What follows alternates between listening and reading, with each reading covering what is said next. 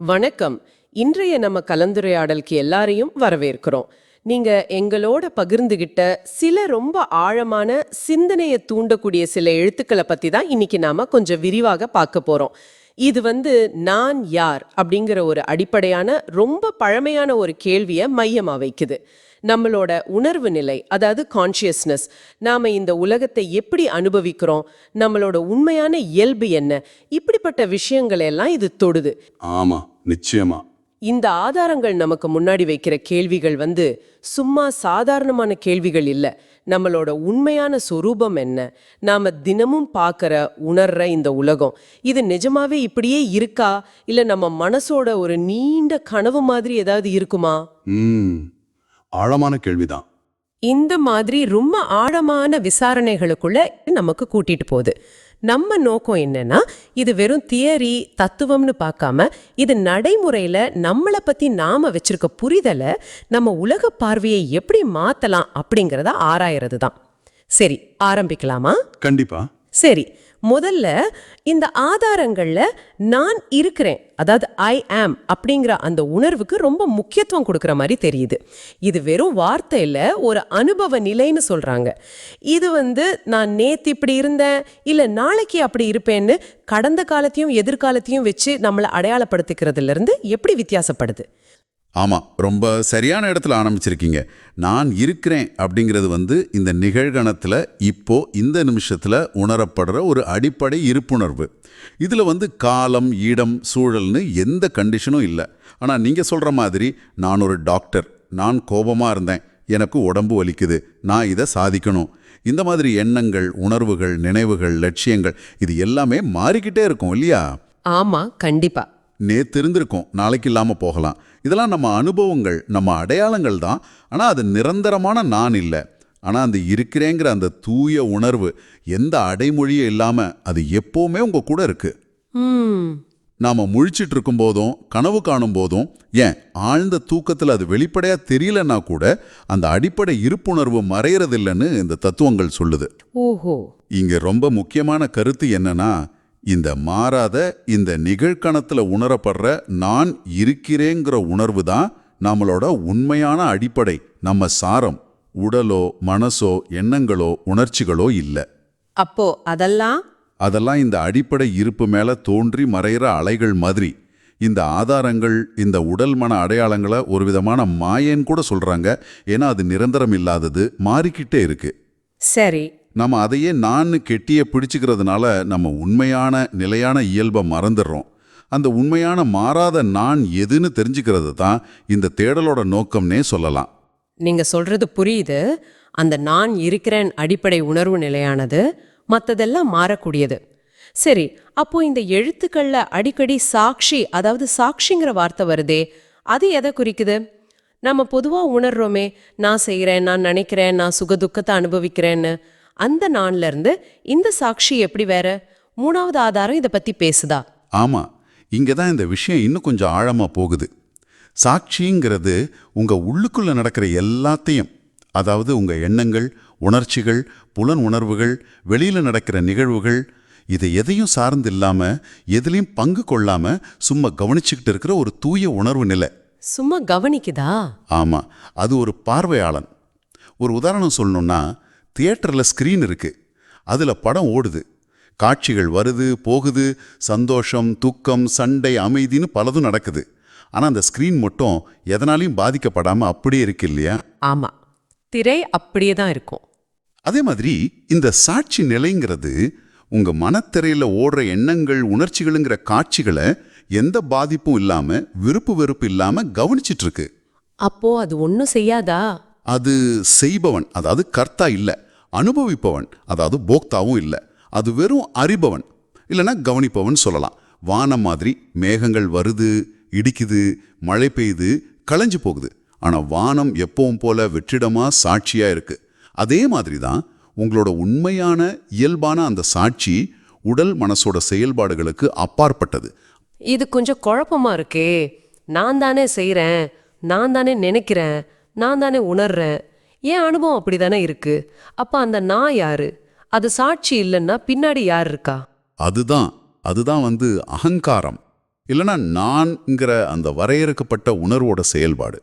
நம்ம உடல், மனம், புத்தி, நம்ம நினைவுகள், ஆசைகள், வெறுப்புகள், நம்ம சமூக அடையாளங்கள், பேரு, தொழில், சொந்த பந்தம், இது எல்லாத்தையும் ஒன்னா சேர்த்து இதுதான் நான் ஒரு சின்ன தனிப்பட்ட அடையாளத்தை உருவாக்கிக்கிறோம். ஓகே.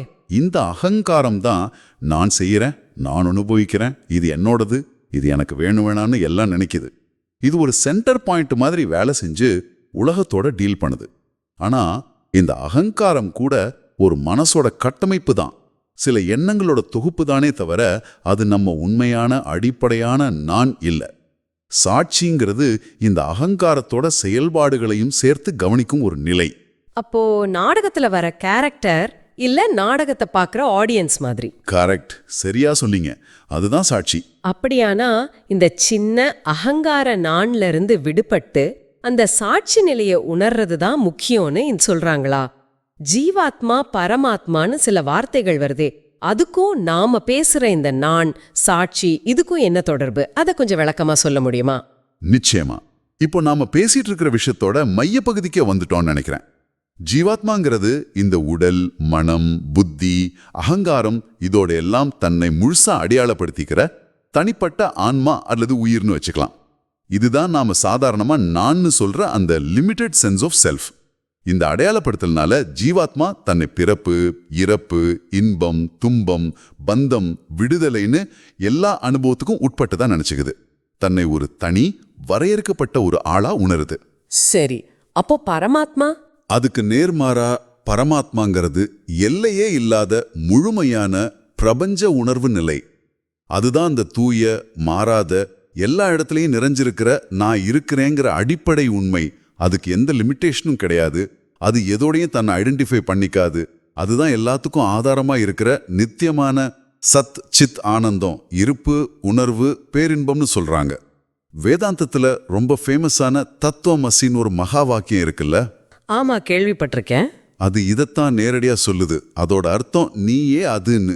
அதாவது இந்த சின்ன ஜீவாத்மாவா தெரிகிற நீ உண்மையில அந்த எல்லை இல்லாத பரமாத்மா தான். உனக்கும் அதுக்கும் எந்த வித்தியாசமும் இல்லைங்கிறத உணர்த்துறது தான் அதோட நோக்கம். அப்போ ஜீவாத்மா பரமாத்மாவா மாறுதா, இல்ல ஜீவாத்மாங்கிறதே ஒரு தப்பான புரிதலா? எப்படி அந்த மாற்றம் நடக்குது? இந்த ஆதாரங்களோட பார்வையில பார்த்தா ஜீவாத்மாங்கிறது பரமாத்மா மேல அறியாமை, அதாவது அவித்யா காரணமா நாமளா கற்பனை பண்ணி ஏத்திக்கிட்ட ஒரு தோற்றம் மாதிரி தான், ஒரு கட்டுப்பாடு மாதிரி. தங்கம் இருக்கு, அதை வச்சு நகை செய்யறோம். அப்போ தங்கங்கிற உண்மை மறைஞ்சு நகைங்கிற பேரும் உருவமும் முக்கியமாயிடுது இல்லையா? அது மாதிரி பரமாத்மாங்கிற உண்மை இந்த உடல் மனம் மேல இருக்கிற பற்றுதல்னால ஜீவாத்மாங்கிற சின்ன வடிவமா தெரியுது. ஓஹோ. ஞானம், அதாவது மெய்யறிவு, செல்ஃப் ரியலைசேஷன் வரும்போது இந்த தப்பான அடையாளம், நான் இந்த உடம்பு, நான் இந்த மனசுங்கிற எண்ணம் போயிடுது. அப்போ நாம எப்பவுமே பரமாத்மாவா தான் இருந்தோம், இருக்கோம், இருப்போங்கிற உண்மை புரியுது. அப்போ இது புதுசா ஒன்னு அடையறது இல்ல? இல்லவே இல்ல. இது புதுசா ஒரு நிலையை அடையறது இல்ல. நம்ம இயல்பான உண்மையான நிலையை திரும்ப கண்டுபிடிக்கிறது தான். அந்த அறியாமைங்கிற திரை விலகுனா உண்மை தானா பிரகாசிக்கும். இது ரொம்ப ஆழமா இருக்கு.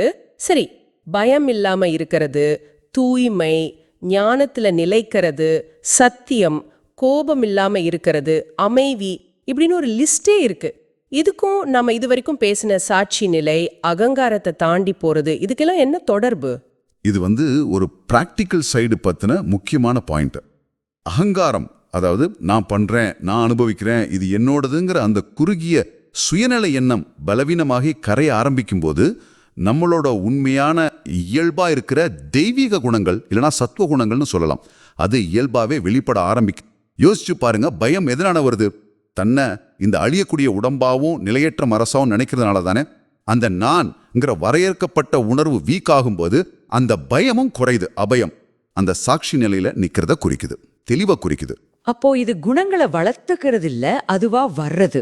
ஆமா, பெரும்பாலும் அப்படிதான். இந்த நாம முன்னாடி பேசின சாட்சி கவனிப்பவன் மற்றும் சாட்சியம் கவனிக்கப்படுபவை, உடல், மனம், உலகம், இது ரெண்டுக்கும் நடுவுல இருக்கிற வித்தியாசத்தை தெளிவா புரிஞ்சுக்கிட்டு நம்மள சாட்சியா உணர ஆரம்பிக்கிறதோட நேரடி விளைவுகள் தான். நாம வெறும் கவனிப்பவரா மாறும்போது செயல்கள் மேலையும் அதோட ரிசல்ட் மேலையும் இருக்கிற பற்றுதல் குறையுது. விருப்பு வெறுப்புகள், ராக துவேஷங்கள் பலமிழக்குது. அதனால கோபம், பேராசை, பொறாமை மாதிரி நெகட்டிவ் உணர்ச்சிகள் மறைஞ்சு அமைதி, சாந்தி, சத்தியம் மாதிரி தெய்வீக குணங்கள், அதாவது ஸ்பான்டேனியஸா வெளிப்படுது. இது ஒரு டிசிப்ளின் பிராக்டிஸா செய்யறதை விட உள்ள இருக்கிற அகங்காரம் கரையிறதோட ஒரு நேச்சுரல் வெளிப்பாடுன்னு சொல்லலாம். வாழ்ற இந்த உலகம், நம்ம அனுபவங்கள் எல்லாமே ரொம்ப நிஜமா, ரொம்ப திடமா தெரியுதே. இதை எப்படி நாம வெறும் தோற்றம் இல்ல கனவுன்னு எடுத்துக்க முடியும்? இது கொஞ்சம் பிராக்டிக்கலா இல்லாம தோணலையா? நிறைய பேருக்கு இது குழப்பத்தை கொடுக்கலாம் இல்லையா? நீங்க கேட்கறது ரொம்ப நியாயமான கேள்விதான். இது நிறைய பேர் ஃபேஸ் பண்ற ஒரு சேலஞ்ச். இது இப்படி பார்க்கலாம், நாம முழிச்சிட்டு இருக்கிற நிலையில ஜாகிரத் அவஸ்தா. நம்ம சென்சஸ் வழியா வர தகவலையும் மனசோட எண்ணங்களையும் வச்சு இந்த உலகத்தை அனுபவிக்கிறோம். இந்த நிலையில நம்மள முழுசா இந்த உடல் மனசோட ஐடென்டிஃபை பண்ணிக்கிறதுனால இந்த ரியாலிட்டி ரொம்ப திடமானதா, மறுக்க முடியாத உண்மையா தெரியுது. ஆனா கொஞ்சம் யோசிச்சு பாருங்க, நீங்க கனவு காணும்போது ஸ்வப்ன அவஸ்தை, அந்த கனவு உலகம் எவ்வளவு நிஜமா, லாஜிக்கலா, எமோஷனலா தோணுது. ஆமா, கனவுல அது ரொம்ப உண்மையா இருக்கும். அந்த கனவுல நீங்க சந்தோஷம், பயம், வலின்னு எல்லாத்தையும் நிஜமாவே அனுபவிக்கிறீங்க. ஆனா முழிப்பு வந்ததும், அட அது வெறும் கனவு, என் மனசோட தோற்றம்னு தெளிவா புரியுது இல்லையா? ஆமா ஆமா.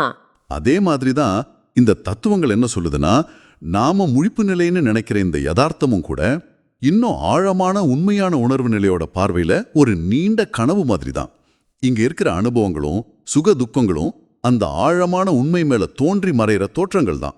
அது மட்டும் இல்லாம இந்த ஆதாரங்கள் முழிப்பு, கனவு, அப்புறம் ஆழ்ந்த தூக்கம், சுஷுப்தி, இங்க உடல், மனம், உலகம் பத்தின உணர்வே இருக்காது. இந்த 3 பொதுவான அனுபவ நிலைகளுக்கும் அப்பாற்பட்ட, அது எல்லாத்துக்கும் ஆதாரமா இருக்கிற 4வது நிலை ஒன்ன பத்தி பேசுது. அதுக்கு துரியம்னு பேரு. துரியமா? ஆமா, துரியம். இதுதான் நம்ம உண்மையான மாறாத தூய உணர்வு நிலை. அந்த நான் இருக்கிறேங்கிறதோட முழுமையான சாட்சி ரூபமான நிலை. இந்த துரிய நிலையிலிருந்து பார்க்கும்போது தான் மற்ற 3 நிலைகளும் முழிப்பு, கனவு, தூக்கம் வந்துட்டு போற தற்காலிக அனுபவங்கள்னு புரியும். உடல் மனசோட பாதிப்புகளுக்கு சுத்தமா அப்பாற்பட்ட நிலை அது. சரி, இந்த துரிய நிலை, சாட்சி பாவம், பரமாத்மா, இதெல்லாம் தியரியா புரிஞ்சுக்க முடியுது. ஆனா இதோட பிராக்டிக்கல் யூஸ் என்ன? இந்த விழிப்புணர்வை, இந்த சாட்சி நிலைய நாம நம்ம டெய்லி லைஃப்ல வேலை செய்யும் போது, சொந்தக்காரங்க கூட பழகும் போதெல்லாம் எப்படி வளர்த்துக்கிறது? நிரந்தர ஸ்மரணம், அதாவது கண்டினியூஸ் ரிமெம்பரன்ஸ் இல்ல அவேர்னஸ் அப்படின்னு ஒன்று சொல்றாங்களே, அதை எப்படி பிராக்டிஸ் பண்றது? இது வெறும் மைண்ட் எக்ஸசைஸா? இது ரொம்ப ரொம்ப முக்கியமான பிராக்டிக்கலான கேள்வி. இந்த புரிதலோட உண்மையான வேல்யூ அதோட அப்ளிகேஷன்ல தான் இருக்கு. நிரந்தர ஸ்மரணம் இல்ல தொடர்ச்சியான விழிப்புணர்வுங்கிறது ஏதோ மந்திர சொல்ற மாதிரி இல்ல. அது ஒரு உள்நோக்கிய கவனிப்பு நிலை. ரொம்ப முக்கியமா நம்ம மனசோட ஓட்டங்களை, எண்ணங்கள் வர்றதையும் போறதையும், உணர்ச்சிகள் எழும்புறதையும் குறையறதையும் எந்த விதமான ஜட்ஜ்மெண்ட்டோ இல்லாம, இது நல்ல எண்ணம், இது கெட்ட எண்ணம், நான் இப்படி ஃபீல் பண்ணக்கூடாது, எந்த விதமான விருப்பு வெறுப்பும் இல்லாம இந்த ஃபீலிங் வேணும், இந்த எண்ணம் போகணும், கவனிக்க பழகணும். பேக்ரவுண்ட்ல மெல்லிசா ஓடிட்டு இருக்கிற எண்ணங்களை கூட கவனிக்கணும். ஓ, ஜட்ஜ் பண்ணாம கவனிக்கணுமா? ஆமா, ஒரு குழந்தை எப்படி எந்த ப்ரீ கன்செப்ஷனும் கருத்தும் இல்லாம புதுசா ஆர்வமா உலகத்தை பார்க்குதோ, அந்த மாதிரி ஒரு கவனத்தோட அட்டென்ஷன் வித்தவுட் ஜட்ஜ்மெண்ட் நம்ம உள்ளுலகத்தையும் வெளி உலகத்தையும் அணுக பழகணும். நான் பார்க்கிறேன், நான் கேட்கிறேன், நான் உணர்கிறேன், நான் சிந்திக்கிறேன்னு சொல்லும் போதெல்லாம் அந்த நான்கிற செய்பவன், உணர்பவன் மேல கவனம் வைக்கிறத விட அந்த பார்த்தல், கேட்டல், உணர்தல், சிந்தித்தல்ங்கிற அந்த செயல் மேல, அந்த நிகழ்வோட தன்மை மேல கவனம் செலுத்தணும். இந்த தொடர்ச்சியான தீர்ப்பில்லாத கவனிப்பு தான் நிரந்தர ஸ்மரணம். இது உடனே வந்துருமா? அது ஒரு நிமிஷத்துல வராது. தொடர்ச்சியான பயிற்சி வேணும். இந்த பயிற்சி மனக்குழப்பங்கள், தேவையில்லாத கவலைகள், கற்பனையான பயங்கள் இதிலிருந்தெல்லாம் விடுபட உதவும். ஏன்னா கவனமின்மை, அதாவது இன்னட்டென்ஷன் தான் பல பிரச்சனைகளுக்கும் துன்பங்களுக்கும் மூல காரணம்னு இந்த தத்துவங்கள் சொல்லுது. கவனமா இருக்கும்போது நாம பிரச்சனையை அது இருக்கிற மாதிரி பார்க்கறோம். அதை பத்தின நம்ம கற்பனைகள்ல சிக்கிக்கிறது இல்ல. நீங்க சொல்றது கவனிக்க வேண்டிய விஷயம். ஆனா நான் என் எண்ணங்களை கவனிக்கும் போது, நான் கவனிக்கிறேன் அப்படிங்கிறது ஒரு எண்ணம் தானே. இது ஒரு முடிவே இல்லாத சர்க்கிள் மாதிரி தெரியுதே. கவனிக்கிற நான் எப்ப மறையும்? இது ரொம்ப நுணுக்கமான, அதே சமயம் ரொம்ப முக்கியமான ஒரு பாயிண்ட். நீங்க சொல்றது சரிதான். ஆரம்ப நிலையில நான் கவனிக்கிறேன், நான் சாட்சியா இருக்கேன் அப்படிங்கிற எண்ணத்தோட தான் இந்த பயிற்சி ஆரம்பிக்கிறோம். அது தவிர்க்க முடியாது. ஆனா இந்த பயிற்சி ஆழமாக ஆக, தொடர்ந்து கவனிக்க பழக பழக அந்த கவனிக்கிற நாங்கிற எண்ணமும் கூட ஒரு கவனிக்கப்படுற பொருளா மாறும். அதாவது கவனிக்கவர், கவனித்தல், கவனிக்கப்படுவது, எண்ணம், உணர்வு, உணர்ச்சி, இந்த 3 பிரிவுகளும் மெல்ல மெல்ல தன்னோட ஷார்ப்னஸை இழக்க ஆரம்பிக்கும். அப்போ அந்த 3 ஒன்னாயிடுமா? கிட்டத்தட்ட. இத கவனிப்பவனே கவனிக்கப்படுவது, தி அப்சர்வர் இஸ் தி அப்சர்வ்டுன்னு சொல்லுவாங்க. அதாவது கவனிப்பவனுக்கும் கவனிக்கப்படுற பொருளுக்கும் நடுவில் இருக்கிற அந்த இடைவெளி, அந்த ஸ்பேஸ் மறைய ஆரம்பிக்குது. கடைசியில் நான் கவனிக்கிறேங்கிற அந்த தனிப்பட்ட உணர்வு கரைஞ்சு கவனித்தல்ங்கிற தூய செயல்பாடு, தூய உணர்வு நிலை மட்டும் மிஞ்சி நிற்கும். அங்கே நான் ஒரு மையம் இருக்காது, வெறும் விழிப்புணர்வு, அவேர்னஸ் மட்டும் இருக்கும். இதுதான் உண்மையான சாட்சி நிலை, துரிய நிலைன்னு சொல்கிறாங்க. ஓஹோ. பார்த்துக்கிட்டு இருக்கிறவன் மறைஞ்சு பார்த்தல்ங்கிற அந்த ஆக்ஷன் மட்டும் அதுவாக நிலைக்கும் போது அங்கே அகங்காரம் இல்லை, அங்கே துன்பம் இல்லை. இதுதான் அந்த ஆதாரங்கள் காட்டுகிற கடைசி லட்சியமாக தெரியுது.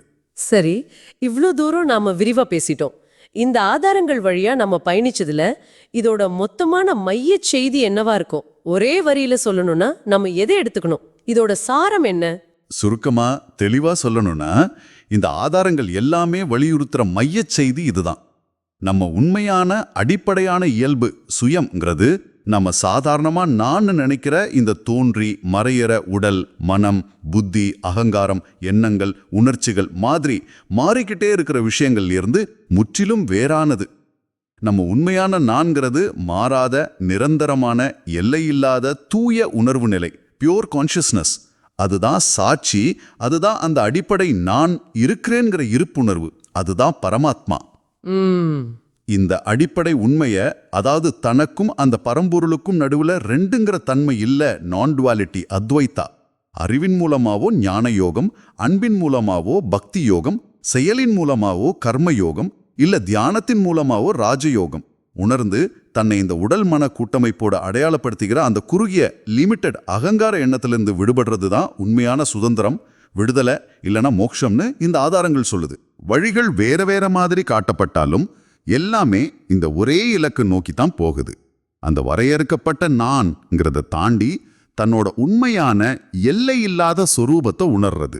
நம்ம சுயம், உணர்வு நிலை, யதார்த்தத்தோட தன்மை பத்தி இந்த ஆழமான, சில சமயம் கொஞ்சம் சவாலான கருத்துக்கள் வழியா ஒரு விரிவான பயணத்தை இன்னைக்கு நாம செஞ்சோம்.